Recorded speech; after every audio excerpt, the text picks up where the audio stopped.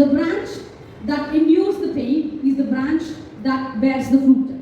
எந்த கிளை அதிகமான வலியை தாங்கிக் கொள்கிறதோ அந்த கிளை தான் அதிகமான பலனை கொடுக்க முடியும். If you bear the pain, you will bear fruit. A man called Joseph in the Bible, he, like, before everyone could recognize him as a fruitful though, like, he faced and suffered affliction in his life.